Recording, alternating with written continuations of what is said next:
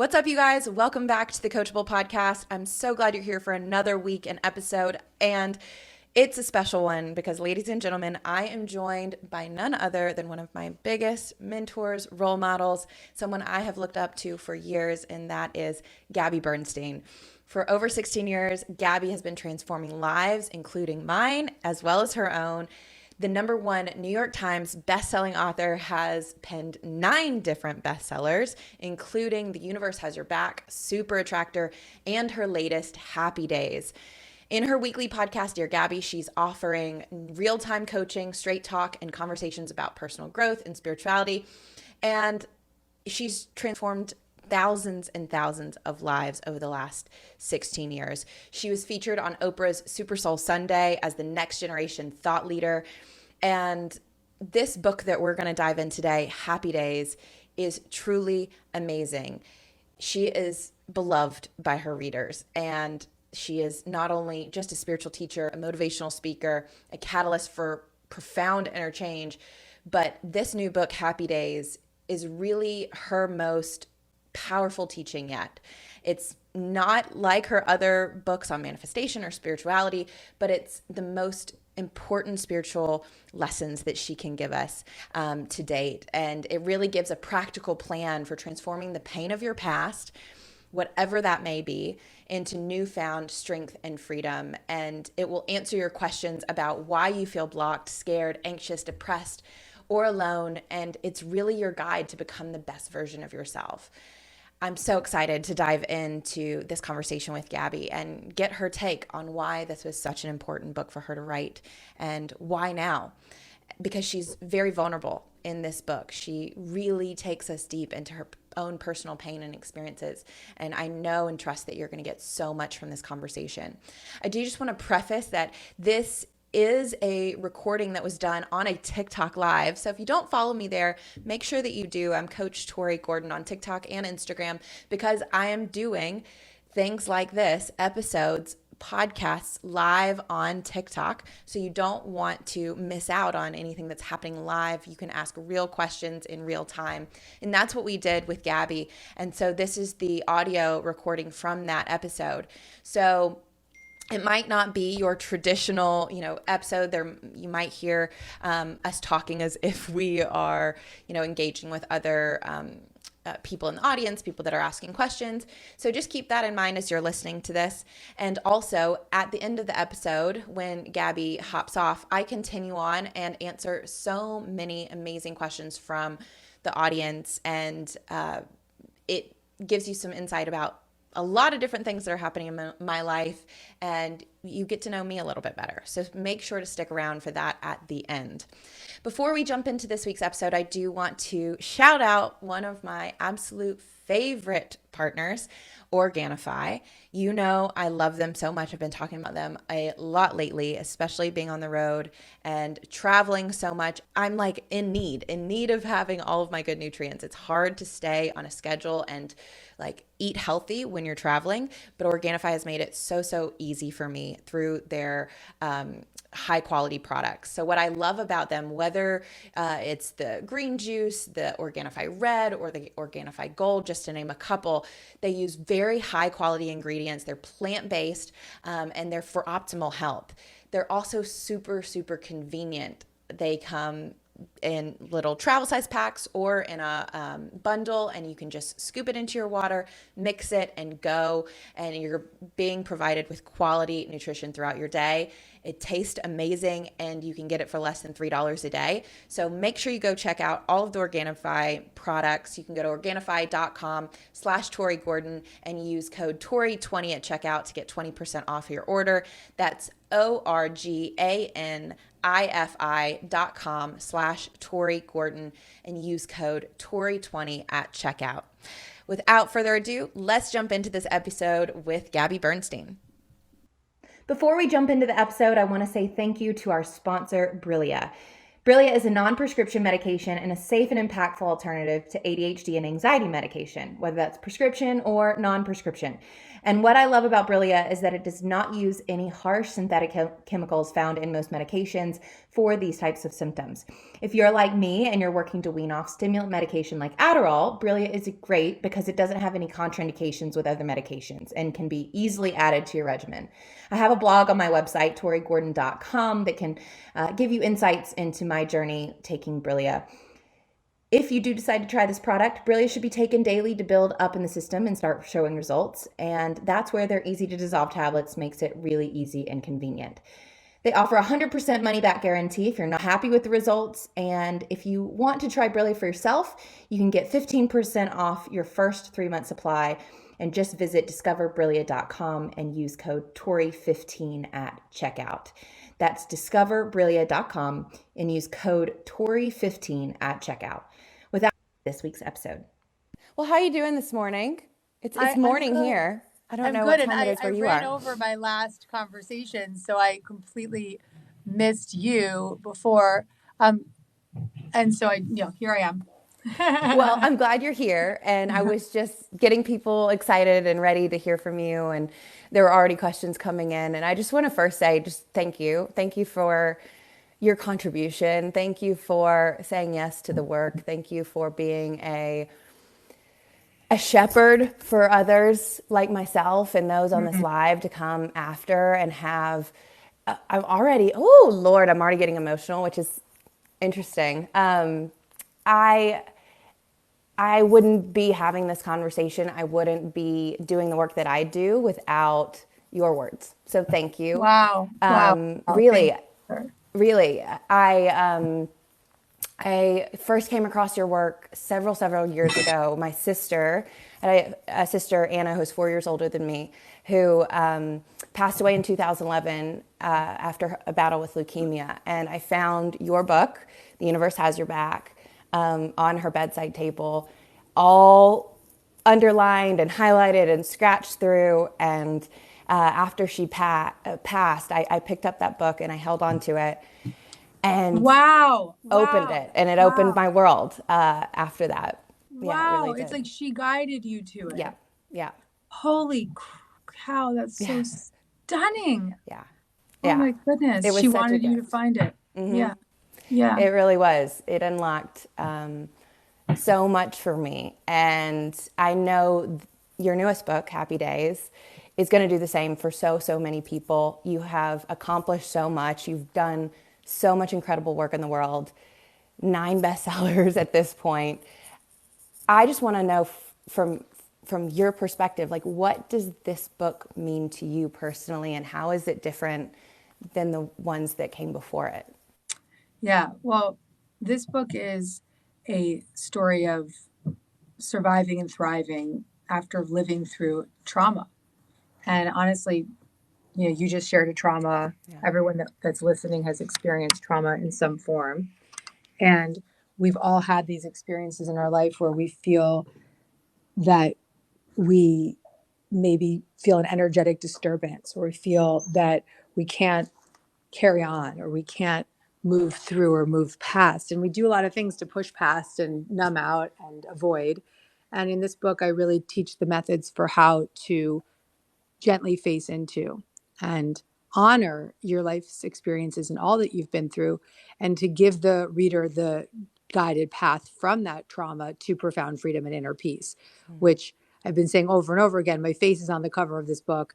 My name is on the cover of this book. I wouldn't have written it if I couldn't stand behind the process of recovery and the path of recovery and the truth of recovery. Yeah. And it is a process, right? It is that's right. Ever-evolving, ongoing process, but you have stepped over that threshold, and you are on the other side of so much of this. And I'd love for you to share with those who are on this live and are going to listen later, like, what was the inspiration for this book? Because someone has already prompted and asked the question, how does someone know if they have trauma as a child that maybe as an adult that they don't remember? I'd love for you, if you could, kind of share what that process was like for you of remembering and of understanding that you had unresolved trauma that needed to be addressed and faced.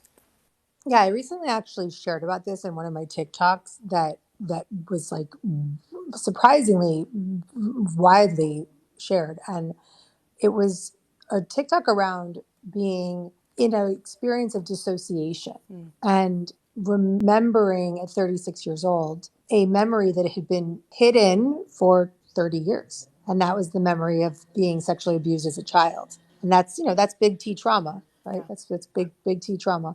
And I never understood, I'd been a cocaine addict in my 20s and I had been a workaholic and a love addict. And I just never understood why I was addicted or why I was running, and what I was running from.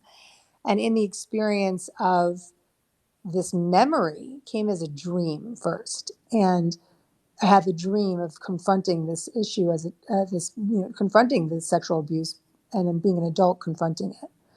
And I woke up and that dream was so, so, so real. And I had no idea what to do with it. And these, again, were memories that had been completely disconnected from my conscious awareness for decades. Mm-hmm. And so remembering that was horrific, but also relieving because it allowed me to see, oh, that's what you've been running from. That's what you've been avoiding. That's what you've been hiding from. Yeah. And in that recognition, I started to feel one, relief, and then two, a clear direction of how to move through because now I realized, oh, I didn't have to just be less extreme. I had to heal from trauma. Mm-hmm. And in the book Happy Days, I share the journey of what it was like to not know and then what I did once I knew and how I got myself back to safety, back to that place of freedom and inner peace that I promise in the book. Mm-hmm. Let's talk about that. The process of going from not knowing and having the repressed memory of the trauma that happened to remembering and then moving through that. So how did you see yourself, like what were the types of things that you experienced as a result of not remembering that caused you to run, that caused you to avoid something that you didn't even know you were avoiding, but subconsciously you were running from this memory? How did that show up in your experience in your life? Well, it's important to point out that whether we dissociate, like straight up don't remember Mm-hmm. until a certain time, or know that something happened, either way, we're running from it. Yeah. Either way, we're running from it. So we all have trauma. Sometimes it's trauma with a big T, like mine, like yours with your sister. Mm-hmm. Trauma with a small t could be being bullied, being told you're stupid when you're a kid, not feeling good enough, feeling neglected at home. And these experiences are extreme for us. And so, whether we're aware of them or not consciously, we do everything we can to push them down so that we don't have to let their presence be known in our day to day adult life. And so, the same ways that I ran from those traumas that I was unaware of, someone could run from traumas that they are aware of, right? So, drinking over it, using cocaine, drugs, alcohol, all of the addictive patterns that we fall into, workaholism. But then there's the patterns of the things that may seem socially acceptable, right? Like, Right. being a little OCD or controlling or, getting too much done, like being overly productive. Right. And these are all other forms of protecting ourselves from feeling the impermissible feelings of trauma. And someone just wrote, if we don't know of the trauma, how are we running from it? Well, if you don't know of it, and that's actually part of your question, which if you're not aware of it and it's something that has happened to you and you have dissociated from it, it's not, you consciously aren't aware of it, but your nervous system is aware of it. Your body is aware of it. Right. Your energy is aware of it. And so it shows up in everything you do. It shows up in how you live, how you love, how you eat, how you breathe, how you parent. And my therapist once said to me, it shows up in the ways that and even how you brush your teeth. It's that extreme. So Yeah. whether you're consciously aware or not, it's showing up and you've built up some major protection mechanisms to avoid ever having to face the truth of it. Yeah, and you talk a lot about your triggers and starting to identify your triggers and understand your triggers and where they come from and what they're trying to get, how they're trying to get your attention, and how the things that we're doing to avoid feeling those feelings kind of come into play to protect us Yeah. from that. So I think to add to your point, looking at the parts of our lives or the moments in our lives where we get triggered is also a helpful indicator, because for me, just becoming aware of I'm super activated because this person is really stressed and overwhelmed, and for some reason I feel like that's my fault and I'm triggered by this, by their Hmm. overwhelm. I'm triggered, and if I notice that pattern enough, I can start to see there's likely something underneath this. Because would you agree that we're only triggered if there's an unaddressed wound or trauma or something that hasn't been fully resolved and healed that's getting kind of pressed on or activated? I think that it's not the only way we're triggered, but I think it's the extreme ways that we're triggered.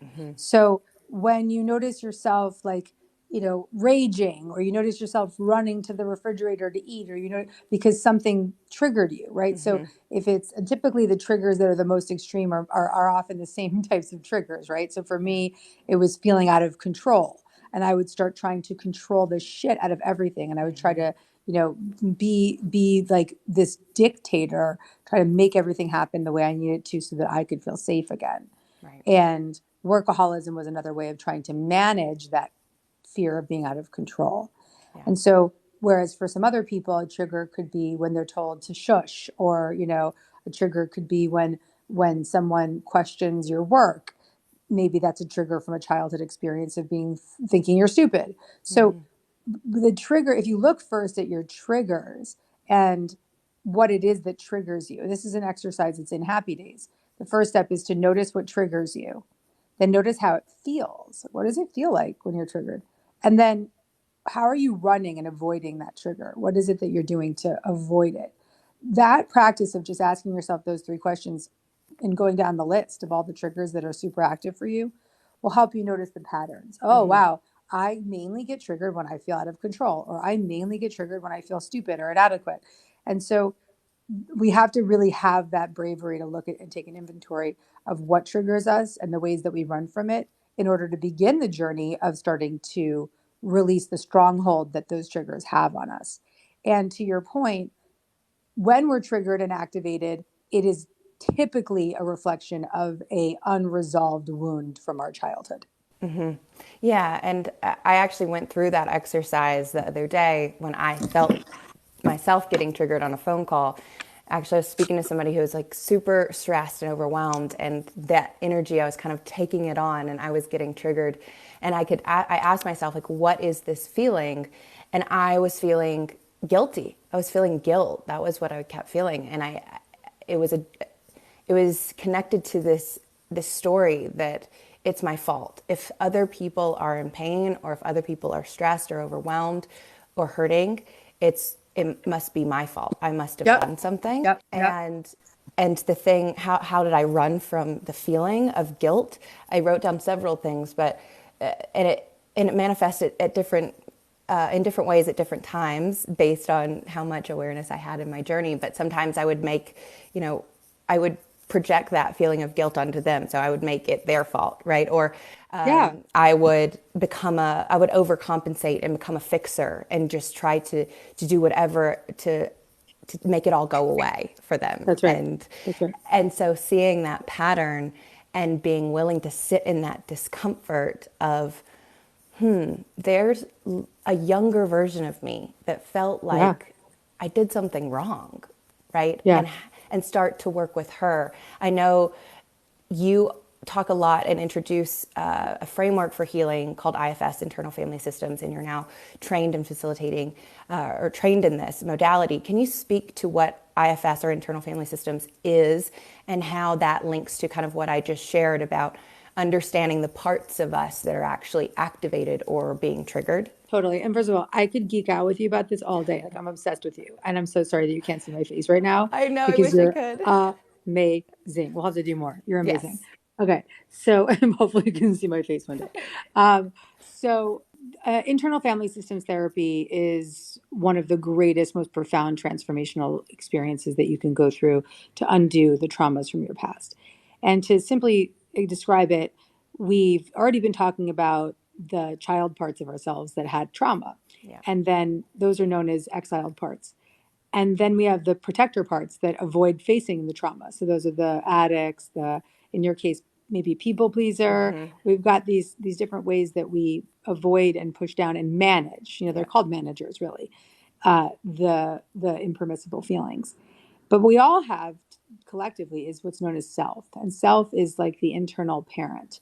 It's the resourced adult part of who we are, the undamaged part of who we are. And self is always present and always doing a beautiful job to support us. So the goal of IFS is to recognize, honor, and respect the protectors and the managers, and then give yourself permission to get closer to the parts of you that are activated and honor and respect them as well. Yeah, and I'd love to zero in on this concept of the self, because I know in other disciplines or in other arenas you might call it like the higher self or your soul or God, within you. But I think you talk about it and characterize it as this compassionate self, like this curious, courageous part of us that is the true essence of who we are. And then all of these other protectors is actually what sort of makes up our personality, is it not? I mean, it's how we identify in the world. Yeah. Like and Yeah. it's so funny how personality has what we thought of it as being outgoing or, oh, she's a little OCD, are really these other parts of ourselves. Right. It's not that the protectors are who we are. It's actually they are how we've defined who we are. Yeah. And self, the like you said, higher self or God within us, that true nature is compassionate, courageous, calm, committed, curious. It's all these C qualities. Yeah. And when we really begin to tap into that inner state of creativity and compassion and curiosity, and we bring that energy of self, the curious energy, the compassion energy, as a presence of love and internal parent presence to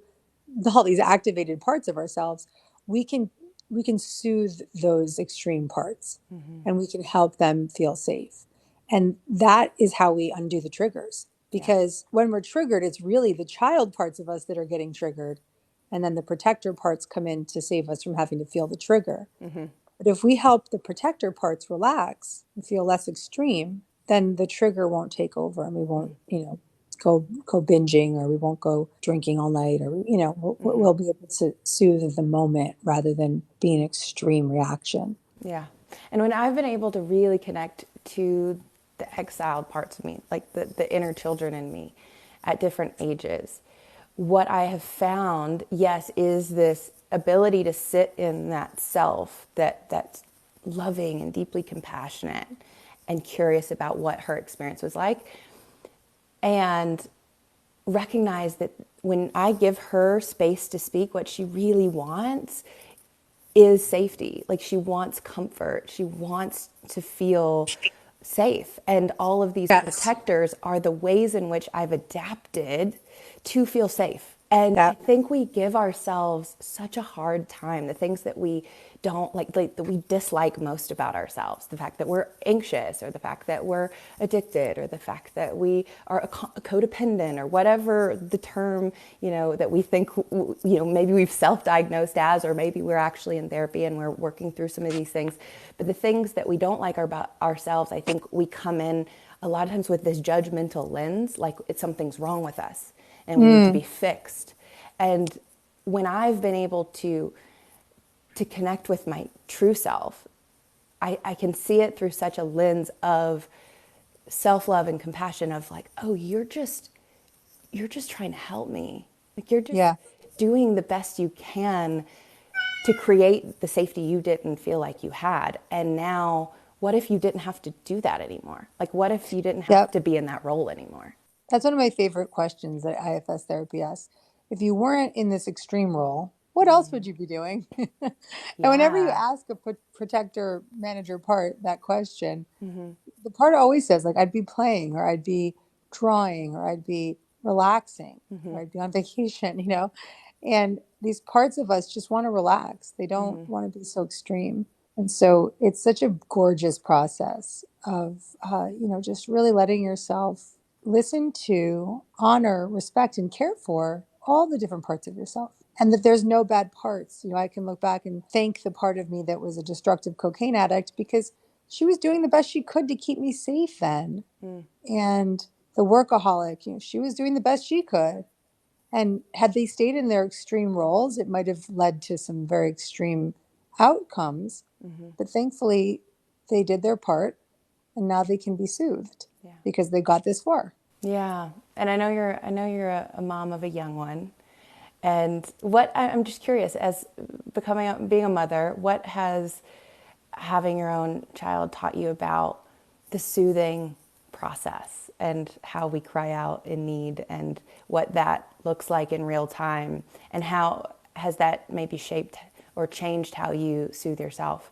It's changed me in so many ways. I think that caring for my son has given me another extreme level of care for myself because I've made it a huge commitment to create a secure environment for him in the world, internally, an internal secure environment. Of course, an external secure and safe environment, but internally to respect and honor his feelings above everything and just care for his feelings and his big emotions and make sure he's seen and soothed and secure and safe, as Dan Siegel says. And all of that really has inspired me to make sure I'm doing the same for my own inner children. Because if I'm not taking care of my inner children, then my activated, triggered, protective parts are going to be taking care of my son. And So that's not true. good. So true. He deserves more than that. Yeah. And so do I. And so Yeah. do I. Yeah. I'm not a mother yet, but I can only imagine having that physical reminder, every day, daily Every day. reminder. Every day. It makes It's you a just, better, hopefully it leads you to be a better parent to yourself. That's for sure. sure. Yeah. Well, I know this was a different type of book for you. It's so vulnerable. You shared so openly and willingly about so many of your experiences and challenges that you faced. And I'm just curious. I know that there's something that you said a lot that helped kind of propel you into this specific work, which was, thinking at some point that there had to be a better way. And I know that there are so many people on this platform, in my audience, in this community that are drawn to a conversation like this that are thinking like, if I could just get some relief, if I could just, relax, like, is this all there is? There has to be a better way. Like, this doesn't feel sustainable. What do you say to those people who might be asking themselves that question? Well, I would say that they're already on the right path because they're listening to us right now, because that implies willingness. That implies a desire to heal. That implies a desire to change. My kitten is cheering you on in the background. Love it. So And cute. that implies bravery. And so if you make the commitment to do the inner work in whatever form that comes, whether it's reading a book like Happy Days or following a TikTok channel like yours or coaching with you or whatever it might be, then you are showing up for that change and to trust that the journey is not meant to happen overnight and but there can be a lot of fun and grace along the way. And Yeah. if anything, that is what Happy Days promises the reader, is like an inspired path and clear direction. Because I know for myself, when I first started to address my trauma, I didn't know what to do. I didn't know where to go. And thankfully, I had every resource under the sun because I'm in the space of personal growth. But most people don't have any of that. And so they just continue to drink, they continue to run, they continue to avoid. But now my hope and my purpose for this book was to really help readers see, no, you actually have a path, and I laid it out for you, and it's very clear. And your path may not be exactly like mine, but it has the power to transform you. And that's what I love about it. It is practically giving people a roadmap. And It's the roadmap. that's what you are for so many people. That's what you've been in my life, is just pointing the way and helping. And I think it's Ram Dass that says we're all just walking each other home. And that's Yeah. what you're doing with this book, Yeah. is just pointing the way and pointing the direction that says keep going, you're doing it. There's like, just put one foot in front of the other. And I'm just so grateful for that contribution. And I want to be respectful of your time. I know you're a busy lady. You've got a lot going on. But tell people how they can get the book. And if you have time for one question, we'll take it. If not, we will let you go for the morning. First of all, my schedule today was booked back to back. Yeah, No idea figured. what's going on here. But I will leave you with this. The journey of becoming free and living with a sense of inner safety is a brave journey, but I have laid it out before you. I can hand you the guidebook. It's right there in Happy Days. You don't have to figure it out. There is a way. And when you make that commitment, just by even opening that book, you're sending a profound message to the universe that you are willing to heal, to grow, and to live with a sense of inner safety and freedom that you've never known were possible. And all of that's available inside that book. You guys, you got to get it. You got to get it. It is as good as it sounds, and it is the path to happier days, and we all want more of that. Gabby, thank you so much for being here. Thank you for spending some time with us. Sister, you are fucking awesome. Let's make a point to connect. I wish I could see you and you could see my enthusiasm in my face, but I just find you to be profound, and your awareness of this and your delivery of these messages is extraordinary. Thank you. And so let's make sure to do more together. We will. Thank you. We will definitely follow up. Okay, you guys. Big Go love, grab and follow Gabby. Have a great day, girl. Bye. Talk to you soon. Bye. Isn't she the best? Have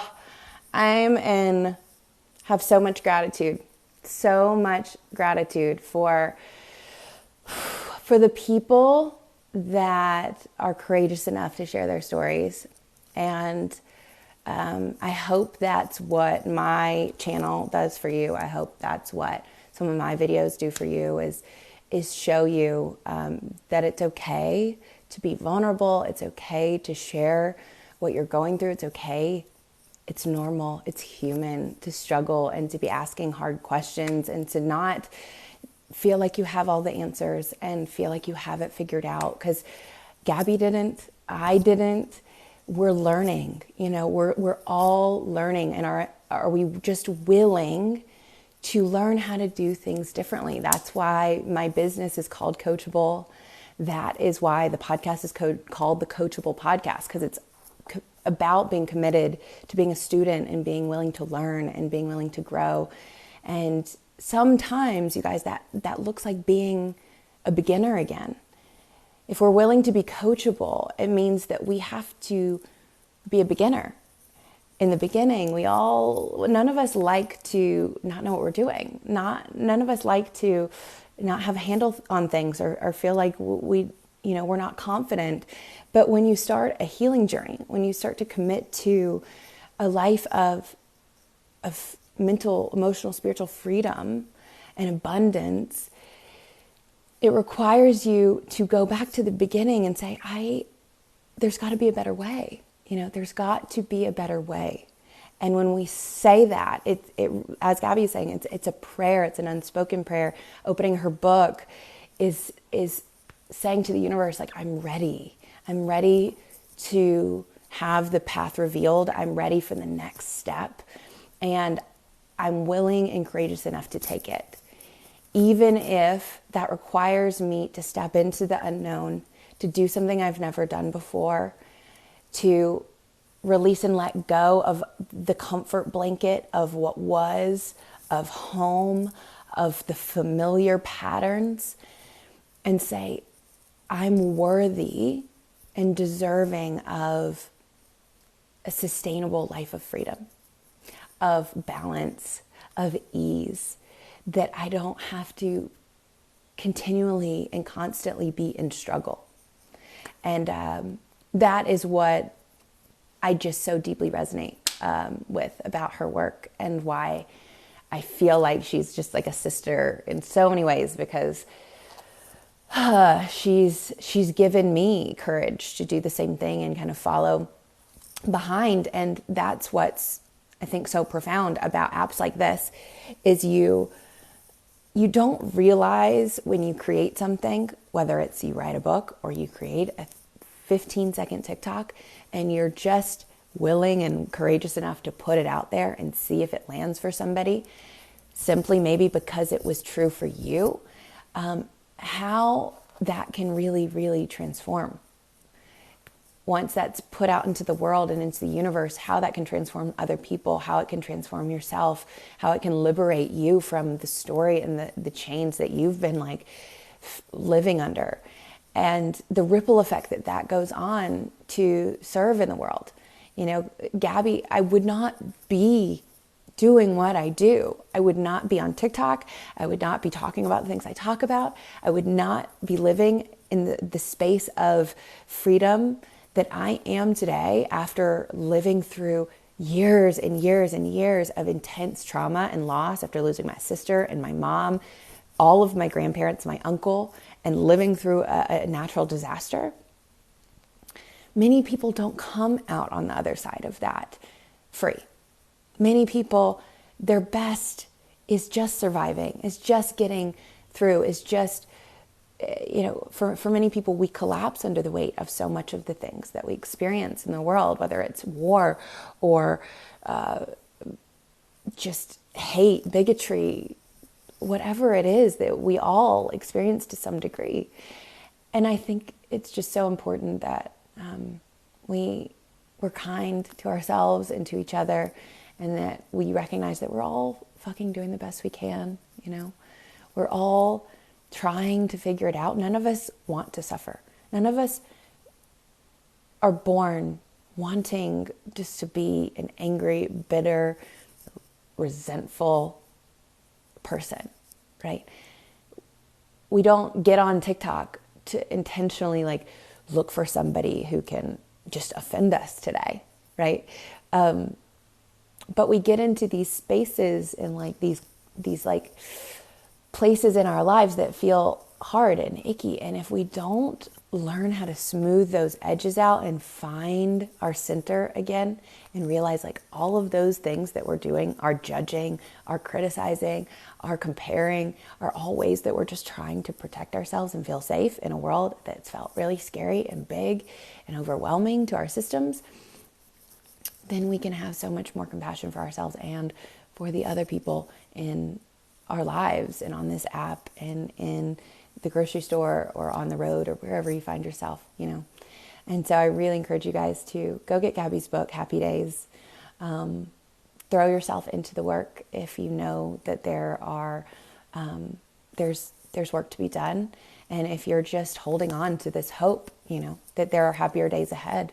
I love to say that, like, this is a mantra of mine, that I have held on to for decades now, that your best days are ahead of you. And I tell that to myself. As I get older, I'm about to step into another year of life. In just a couple weeks, I'm about to turn 31 in April. And as the time continues on, I continually tell myself, you know, my best days are still ahead of me. And your best days are still ahead of you. And so I think that's what Gabby was able to just like remind us of. So I hope that you'll go get her book, Happy Days. And for those that are just joining us, hi, what's up, Paige, Kane? I miss you, my friend. It's so good to see you. We just had Gabby Bernstein on here chatting all about her new book, Happy Days, How to Move from Trauma to Profound Freedom. She's remarkable. And I think she's a reflection of what's possible for so many of us who are feeling overwhelmed, burdened, flooded, drained, or just in despair. You know, there were so many times in my life where I was just hopeless. And I remember specifically when my sister was diagnosed with leukemia in 2009, my dad sat us down as a family and he said something that changed the course of my entire life. And he said, we have a choice, and the choice is hope or despair. And as a family, we're going to choose hope. And I get emotional about that because I don't think he ever knew how much that would change my life. Because what it did when he said that, you guys, he showed me that I had a choice, that I had a choice, and I always have a choice about how I choose to perceive my circumstances. I get to choose my outlook. I get to choose how I'm going to move forward. I get to choose if I'm going to be a victim of circumstance or if I am going to continually press on and hold on to the hope that there are happier days ahead, right? That there is healing available, that there's purpose in the pain that I cannot see yet. That's why one of my other mantras is find the holy in the shit. Because I am not unique. Gabby is not unique in the sense that we've been through something other people have not. We aren't. 73, 100, 1,000 of you watching, whoever is here, all of you have been through shit. All of you have been through trauma. All of you have been through something that just made your heart break. And when you're told, and maybe for somebody it might be for the first time today, like you get to decide, you get to choose, is this going to break me? Is this going to be my story? Is this going to be the end of my story? Or am I going to decide that this is just a chapter? Am I going to just make the conscious choice today that I'm going to choose hope? If that's all I have, if I have no evidence yet that things are going to turn out better. Because the end of the story for my sister, at least in that part of my journey, was that she did pass, right? She didn't recover. But what does winning a battle really mean, right?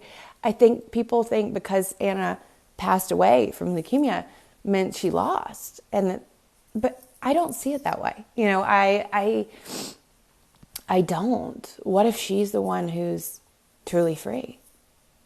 And we're the ones that are still enslaved to our suffering, right? It's all about perspective. It's all about being willing to see and do things differently. And I'm just grateful for the people on this app and on this planet who are just so brave with their contributions and sharing like your heart with the world. So thank you, Gabby. I know you're not here anymore, but thank you, thank you, thank you. Thank you. So while I'm still here, I'm going to see what's happening in the chat. What a beautiful soul. What a beautiful way to start this day. Any advice for generally feeling okay with being a beginner, even in other respects of your life? Great question. Yeah, I think it's just recognizing that whether you're like, you feel like you've got it going on, maybe in work, but you feel like maybe I just went through a divorce and I'm starting over in the dating world and I feel like a beginner again. Or like my dad, you know, he had been married for 36 years when my mom passed. And he felt like a complete beginner again when he started dating. And that can feel scary and uncomfortable, and it can bring up a lot of our fears. It can bring up some triggers, maybe things that have been unaddressed, feelings of like not being good enough, feelings of or fear of being judged by other people. What are people going to think if I start posting on TikTok, right? I don't know what I'm doing. I see so many people held back. And I think one of the biggest things that holds people back is their fear of judgment. And if we could only stop and realize that other people are never as judgmental as we are. Like what we're doing is we're projecting our own judgment of ourselves onto other people. And we're saying, you must be as judgmental as I am. You must think I am like as stupid as I think I am, right? If we can learn how to compassionately allow ourselves to learn, then there's no judgment. Like, do you judge your child for falling when they're trying to learn how to walk? And you're like, oh my God, you should know how to do this. No, you don't. You're encouraging. You're like, you're doing a great job, babe. Get up. You're patient with them. You know that it's a process and that they're gonna get it. What if we were that way with ourselves? What if we were that way with the people in our lives? What if we were that way with our coworkers and our teams and the people that we hire, right? And that we give people and ourselves space to be a beginner again and to learn. Right? There's training for a reason. There's training camp, getting ready for football season or getting ready for baseball season for a reason. It's the preparation. It's the time to begin again. And that's what spring is reminding us all of.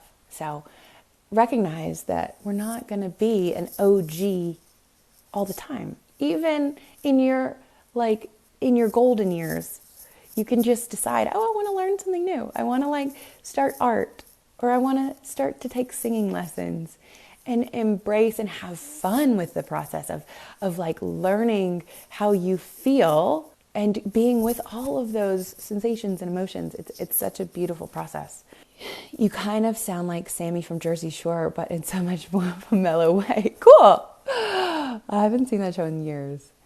Hi, your TikTok therapist. How is it going? Her messy bun was in the house. I don't know if you're still here, but hey. You are a coach of what? So I really focus on personal transformation and embodiment. My mission on this planet is to help relieve as much unnecessary suffering as possible through modalities like IFS, internal family systems, mind-body practices like transformational breath work, mindfulness, meditation, spiritual practices, through the universal laws of the universe, of attraction, of abundance, of vibration. I want to help people find freedom in the same way Gabby does, because I think that's what we all truly desire. And I spent so many years in a cage, in a box, feeling constricted and limited. And so, I'm a trauma-informed breathwork facilitator and transformation coach. And with that, I bring in a lot of different modalities, like parts work that Gabby was talking about, like embodiment practices, somatic therapy.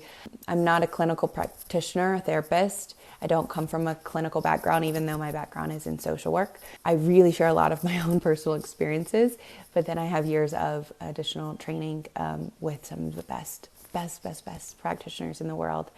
And I do it through a trauma-informed lens because I have experienced significant trauma, and the people that are called to do deep healing work at any degree have trauma as well. So I just want to make sure and set a container for those that want a new way of being and living and operating, who are asking the questions like, is this all there is? There has to be a better way. There has to be more, who feel like they're in a transition or a crossroads in their life. And you're like, what's the next phase going to look like? I don't want to continue to create the same experiences or go through the same patterns or the same pain over and over again. I want relief. I want healing. I want freedom. Those are the people that I work with that are really called to my work. And I work with people individually, privately, one-on-one, and in a group setting. And so I have actually 2 spots available for private one-on-one coaching. If you are interested in working with me, I would invite you to go to torigordon.com. And under programs and courses, you'll see Limitless Coaching. So it's Tori, just my name, Tori Gordon, GORDON.com. And if you click on Limitless Coaching, there's an application to apply for one-on-one coaching with me. Now, there are a lot of people on this live, so I expect that we'll get several of these applications this morning. But I encourage you, be thorough, be honest with yourself. Why are you really considering coaching? Because I am selective with the people that I work with. And that is because I want to work with people who are really committed and are ready, that aren't just, trying to apply just to be like, oh, I want to make myself feel like I'm doing something good or feel like I'm taking a step, but you're really not committed to doing to walking that out. I, as a coach, am going to hold you to the thing that you claim that you desire and that you want. I'm going to reflect back to you the truth of who you are, which is a courageous, curious creator that is capable of wholeheartedly commitment and creativity, co-creating the life that you envision for yourself, because it's possible. The fact that you can see it means that it is in the realm of possibility and that you can consciously create it. I am in the work of helping us get out of living on defense and what Gabby would call our protector parts in IFS, right? I say that's defense. That's like being in basketball or on a football field and playing nothing but defense your entire life, right? When we're just in our patterns, we're just trying to protect ourselves from pain. Sure, we can defend, we can wall ourselves off, we can defend and avoid and run from pain. And the other team might not score. Pain, being the other team, might not score on us, right? We're like, you're not going to hurt me. You're not going to do me wrong. You're not going to cheat on me, right? So I'm not going to open my heart. I'm not going to go there with you. I'm not going to be vulnerable. I'm not going to put my best foot forward. I'm not going to care. I'm going to be the one that cares the least, right? Sure, that's us playing defense. And maybe pain doesn't score the way it would if we didn't have defense, right? But the thing is, you never get down the field. You never make forward progress. You never score. And eventually, you can only play defense for so long before you get exhausted. There are two sides of the team for a reason. We need both. Defense is a survival strategy. It's necessary. We can't have our foot on the gas 24/7. But if we're doing nothing but protecting ourselves and avoiding pain, we will never move down the field. We will never progress. We will never win. We will just survive. But eventually, the thing is, you'll get so exhausted, pain will overwhelm you and score at some point. And then that's when so many people just feel completely defeated. That's what, to me, defeat feels like. Feeling defeated in your life, for me, is living for so long playing nothing but defense and then only focusing on how you can prevent pain and suffering, and then suffering inevitably. Feeling pain even though you've been working so hard to prevent it, because you just give up, because no one can live that way sustainably.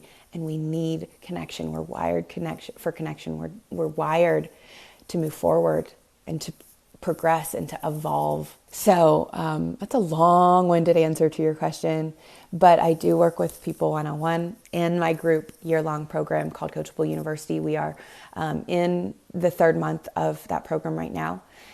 So go to toriwarden.com to apply for private coaching, and I would love to see if you're a good fit and really help you move down the field in your life if that's what you feel called to do. Hey, Juan from Florida. Oh, thank you. I have kind eyes. Oh, thank you. So good to see you too. Can't wait to buy her book. Yeah, you guys go get Gabby's book, Happy Days. You won't regret it. I can live alone. I am a vampire. Man, never met a vampire before, but I'm fascinated by that statement. Because in my experience, isolation kills.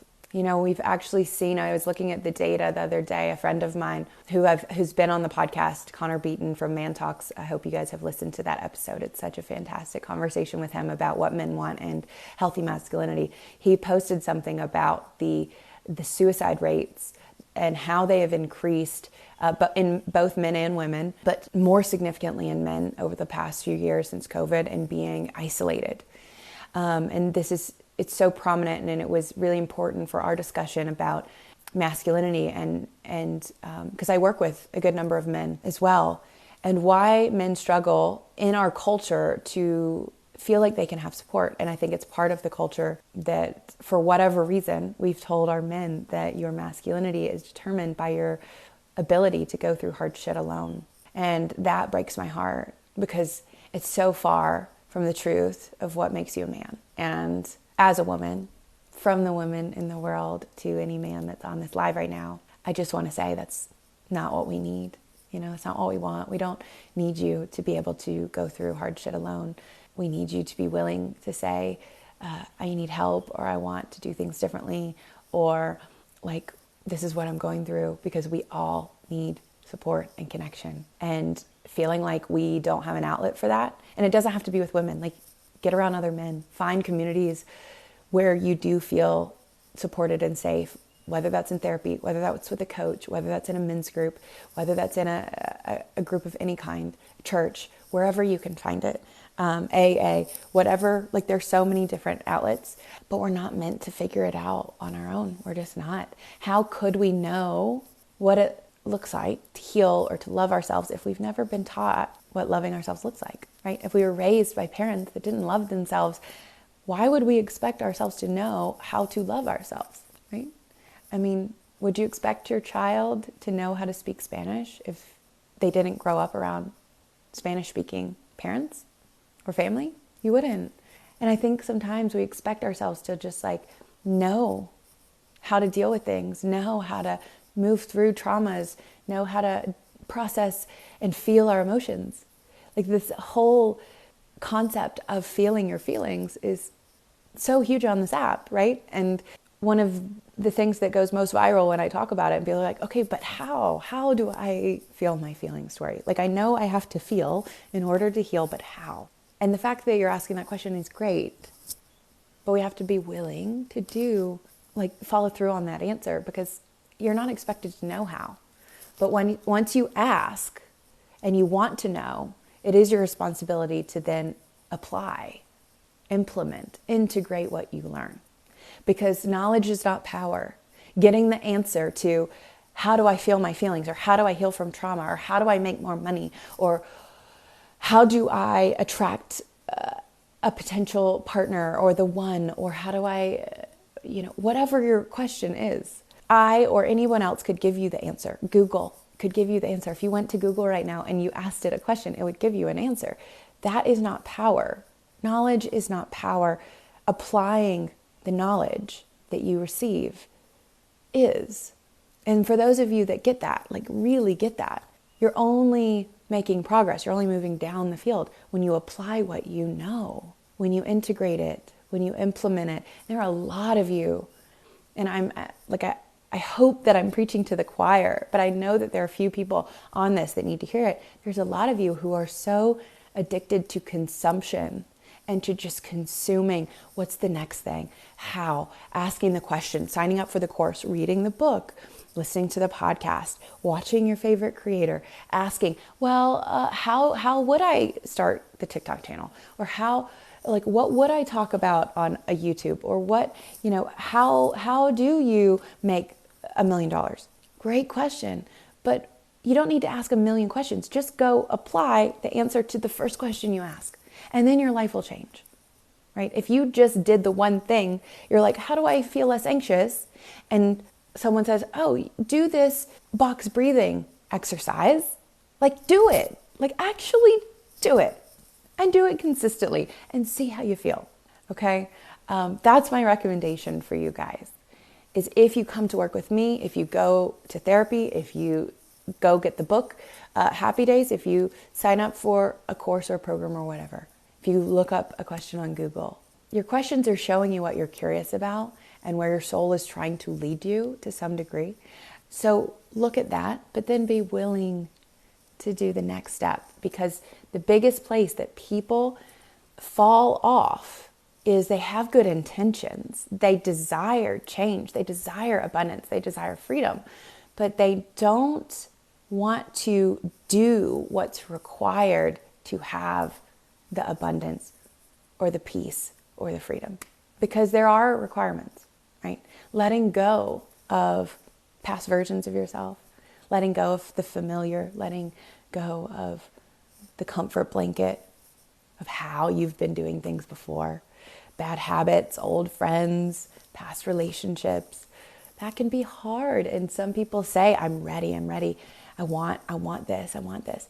But then they're asked to give up something, because there's always a cost and a benefit to everything. There's always a sacrifice of something. Like, who I am becoming is going to require me to die to who I've been. So are you willing to die to that version of you? Are you willing to sacrifice the old relationship, the old habits, the old patterns for freedom, for inner peace, for sustainability, for balance, for love, for whatever it is that you desire?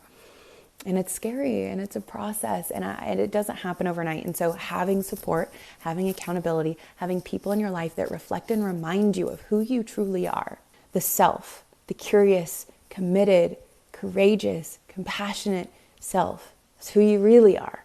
all the other thing, all of the fear, all of the thoughts and the conversation that's like, I don't know if I can do it. I'm not good enough. I don't have what it takes. People aren't going to take me seriously. What if people think this? That is not the self. The self is grounded. It knows who it is. It's kind. It is unshakable, unbreakable. It's always there, even if it's masked under layers and layers and layers of self-protection and fear and belief systems. The work I do with clients is about peeling back those layers to reveal the truth of who you've been, always been. Because I think a lot of times in personal and spiritual development, we talk about becoming or finding our purpose, right? Becoming our highest self or finding our purpose, finding our way. You don't need to find your purpose as much as you need to remember who you are. Remember who you were before you learned how to be afraid of the world. Remember what you were like before you cared about what people thought, before you didn't feel safe. That version of you is playful and creative and imaginative and intuitive, right? And that's what I help, and Gabby helps. So many other beautiful facilitators, practitioners, therapists, coaches, healers in the world on this app help people do. So just be intentional about who you choose to work with. If you feel resonant with my message, I encourage you to reach out, to apply, to get involved in my community. And if nothing else, listen to the podcast, the Coachable podcast, continually. It's totally free. And subscribe to the YouTube channel. You can get all of the video episodes as well. That's something that we're currently growing right now. It would mean so much to me if you went over to YouTube, subscribed, followed me on Instagram, or just left a review, like rating and review on the podcast. It helps so much, you guys. I can't tell you. It's the best way to say thank you. And I appreciate all the love, the hearts, the likes, the gifts. Like if every single one of you who's been watching this has gotten something from this live, I would ask you to do me a favor and go to the Coachable podcast, give it a 5-star rating, and leave a little review. It really helps. It really helps. So thank you. I love taking some of these questions. Can I do a sleep story on the Calm app? I would love to. That sounds so fun. We'll have to get involved with Calm. I need to get... if anybody has a plug at Calm or tag Calm, send Calm this live. I would love, that sounds so fun. I do have in Coachable University pre-recorded meditations and breathwork sessions for students. So if you're interested, you like my voice, it's soothing to some degree. It helps you to drop into that like soothing place. Then you might enjoy some of the things that come in Coachable University. And my meditations in there and breathwork sessions that you can get access to. Is my advice based on personal hurt? A lot of what I share, it comes from a lot of years of personal experience. I think life is our greatest teacher. Pain is our greatest teacher. I really see life as school, and I'm a student and I'm here to learn. And so what I share and what I teach is based off what I've learned from being a student of pain, being a student of life, being a student of the work, but also what I've learned in formal training and continued education. So it's a mixture. Any books? The book I am recommending most highly today is Happy Days by Gabby Bernstein. We had her on earlier and it was such a pleasure. I also, if you guys want this, I've put together a free download for you. There's 2 free downloads you can get. I need to make sure that one of them is on my link. I'm going to add it in just a minute if it's not there. But you can get both on my website, torigordon.com. There is a link at the top that says free resources. If you go there, there's meditations you can download. There's worksheets you can download for free. Lots of different things. But there is a 10 science-based hacks to reduce anxiety, improve sleep, and feel better fast. That does have some other books that I recommend on it, as well as some of my absolute favorite products, wellness, healing, holistic healing products from CBD to my favorite breathwork necklace to aromatherapy, weighted blankets, like all of the things that I love, CBD, and the ones that have worked best for me. So I highly encourage you to go get the 10 hacks download, and it has clickable links to the product as well as discount codes on there. So if you go to torigordon.com, you can download that, and it's just at the top, it says free resources. There's also a new freebie download as well called Untriggered. And this is a worksheet. It's a workbook that you can go through that gives you my process for how to identify your trigger and really work through it and see, where is this really coming from? What is this really activating? Where did this begin? How long has this been with me? And what is this really trying to reveal and teach me?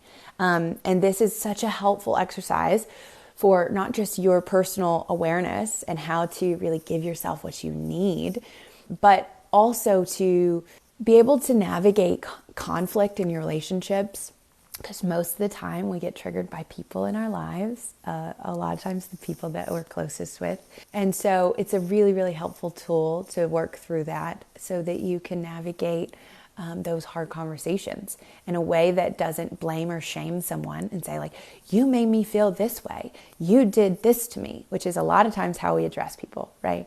Like, you made me feel like it was all my fault. When we can really start to learn how to express ourselves in a more grounded, self-aware place of like, when you said this, I felt blank. When you did this, it reminded me of when my dad blank, or when this happened to me as a child. And my request is, it comes from a place of ownership, of taking accountability and responsibility for our feelings, instead of making other people responsible for our triggers and our emotions and our processing of that, right? Our triggers are our responsibility. And so I encourage you to go to torigordon.com and get the Untriggered workbook as well. You can also go to the link in my TikTok bio. There should be a link right to the Untriggered download. And I'm not sure the 10 anxiety hacks with the coupon codes and everything is in there. I'll add it right after this live if it's not there. But you can get it all on my website. My zodiac sign is Aries. I am about to be 31 years old on April 9th. So, yep, label me whatever you want. I don't care what, I do and I don't subscribe to all of that. I do to the extent that, it serves me. And that's what I tell people too with my work, with anybody giving advice or guidance. Like, take what resonates and leave the rest. If something I say doesn't resonate with you, that's completely fine. Take what does, and then you don't have to take anything else. Could you talk a little bit about how therapy and coaching work together? Yeah, absolutely. So here's the thing. I think traditionally how they would be sort of described differently is that therapy focuses more on addressing the past, and coaching focuses on creating goals and hitting goals for the future. I think this is a little outdated at this point, just because there are so many modality coaches at this point, that there are some that are doing some deeper work, somatic work, embodiment work, and I'm one of those, in the sense that we do look backwards in order to propel forward.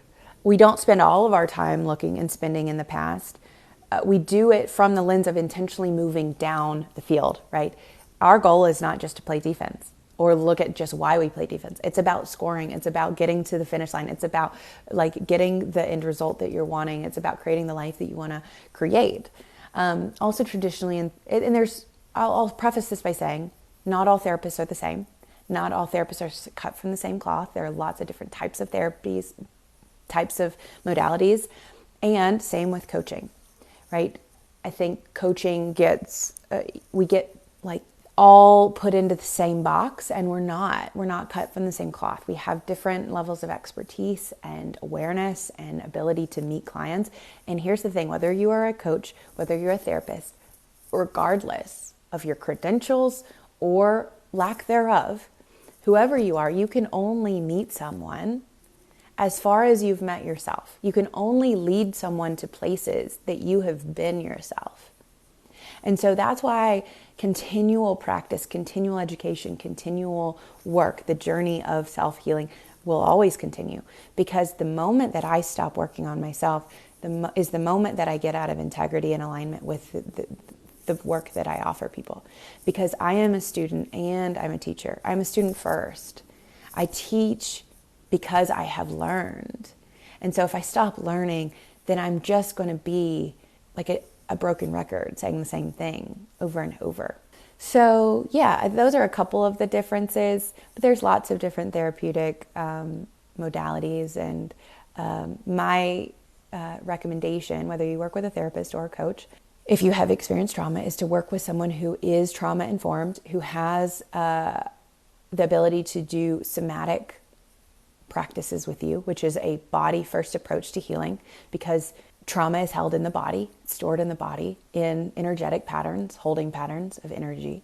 And talk therapy, traditional like cognitive behavioral therapy, in my opinion, only can take people so far, because what I have heard from so many of my clients who have been in therapy or have either done work with me in conjunction with therapy or have come to coaching after therapy or have felt like they hit a wall in therapy, is that they have a lot of awareness around their challenges, their struggles, what's happened to them. They know a lot about their patterns, their triggers, but they are struggling more with the application. They're struggling more with the follow through. They're struggling more with, okay, I know this, but nothing's changing.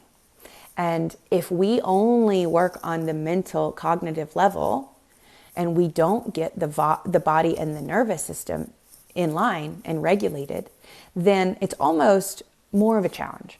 Because one of my mentors says, ignorance is bliss and awareness is a bitch. Because when you're aware of your challenges and your struggles and your patterns, but you don't know how to change them, it's almost worse, because you're like, oh my God, I'm doing it again. I'm doing it again. Why am I doing that thing? But you don't know how to stop. And so that's when we really need to get the body involved to regulate your system, to be able to make a different choice or do a different thing or sit with an emotion or a discomfort that you haven't been able to do before. And that's typically what's required to take new action. So my recommendation is working with a practitioner who can take you through somatic practices, who has a level of awareness around energy and how that is stored in the body and how that moves.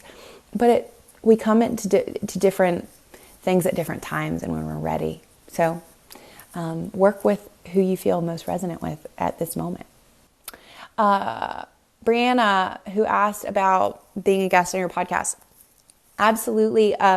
Please just, if you have any collabs in mind, if you are interested in interviewing me or having me speak or anything like that, the best way to get in touch and find out about how all of that works is to go to torigordon.com and email my team. There's a contact page there, and you can fill out what you're interested in and what you have questions about if you want to have me on your show. I absolutely love stuff like that. So please just go to the site, and then you can put in a question, like fill out our questionnaire and give us all your information, and we'll get back to you about scheduling and everything that we need to know. So thank you for your invitation and for your interest. I so appreciate it. I would look forward to it. I am still on my road trip journey. So a little update. I started my road trip about 21 days ago at the beginning of March, left Atlanta, put everything I owned in storage, traveled the first day about 15 hours to Amarillo, Texas, and then the next day ended up in Arizona. I spent 2.5 days in Flagstaff, and then went up to the Grand Canyon. It was beautiful and snowy and magical. And then I went down to Sedona for about 9 or 10 days.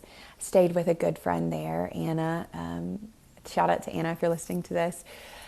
She was actually a follower of mine from Instagram or TikTok, and she had been following me forever, and we'd talked many times in DMs. She had actually applied to work with me multiple times, like to be on my team. And we just stayed in touch, and then we were going to be in Sedona at the same time, and we ended up just staying together for like a week and a little over a week. She was going through a beautiful healing retreat herself, doing some deep work, and I was there to just beautiful timing to support her through that. And we got really close, and it was such a magical few days in Sedona, building a relationship with her. And it's just so amazing that these platforms. Like I didn't know her outside of social media. And then now I have such a beautiful friendship with her. Met some really cool people there. And then since then I have traveled over to Vegas, which was about 4.5 hours. And that's where I am right now. I'm actually staying with another person who I just recently met, who's absolutely incredible. Stayed with my friend Jessica for a few days, who was another girl that I just had, was like an online friend.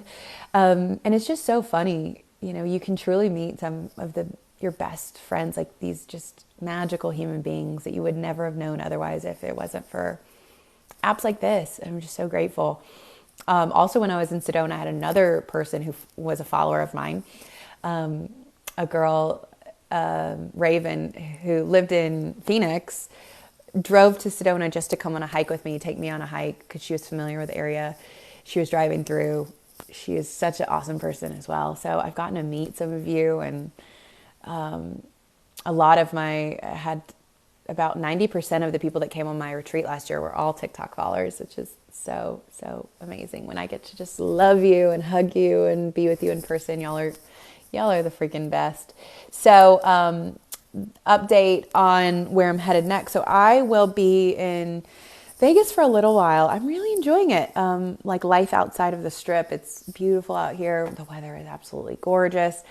And, my birthday's coming up on the 9th, so I've got some friends that are coming to Vegas for that. And then the universe is so fun because I had it in my mind. One of the things I wanted to create for myself was the most playful summer of my life. And I just really had that intention to be playful, to be surrendered to what experiences wanted to unfold, to not be in a state of really trying to plan or control outcomes, but just allowing life to surprise me. And I found the most magical house in Encinitas Beach in San Diego, right north of San Diego, on the water. I stepped down and I am on the beach. And somehow I found it on Airbnb. I was the first person to book it. So I got this insane deal, and I'm going to be living on the beach in Encinitas for 5 weeks, starting mid-April to almost end of May. So I'll be doing a lot of creating down there, feeling super inspired. And then out of nowhere, I want to spend some time in Austin. I'm going to keep you guys posted about where I'm at. And obviously, if wherever you are, if you're in the area, I'd love to meet you guys. I might do some meetups and stuff. So yeah, cool. So I think that's going to be it for today. I do have another live here in just a bit. So if you want to follow me over on Instagram, 10:30, I'm going to be going live. So 10:30 Pacific. So in about 40 minutes, I'm going to go live again with another amazing coach. So if you go follow me on Instagram, Coach Tori Gordon there, you can hit me up and join me for that live. But I'm going to go enjoy some coffee and go sit on this. Let me just turn you guys around. Sit outside by the beautiful outdoor oasis by the pool. Get a little bit of grounding in. I'm going to go put my feet in the earth and on the soil, in the grass, and feel so much gratitude for this life that we have. And, I know that last thing I'll say, it's easy to look at me now and think, oh, she must have it figured out. Or she's just like, she knows, like she just is so beyond maybe where I'm at. If you're feeling like you're really struggling right now. I was not and have not always been like this. Okay. I went through a lot of trauma, a lot of loss, a lot of heartbreak. As recent as this past year, you guys, I mean, we're never, trauma doesn't discriminate. No one is exempt from hardship and heartbreak and unexpected things that happen. And so I certainly know what that's like. And I'm just hope to be a reflection of what's possible when you do allow yourself to move through it, move forward, get support, get help. I would not be sitting here if I had not invested my time, my energy, my money into people who had answers that I didn't know how to access within myself. Because I had answers within myself too. I just didn't know how to get there. I didn't know how to access them. And so I tell you this, like, the answers are within you.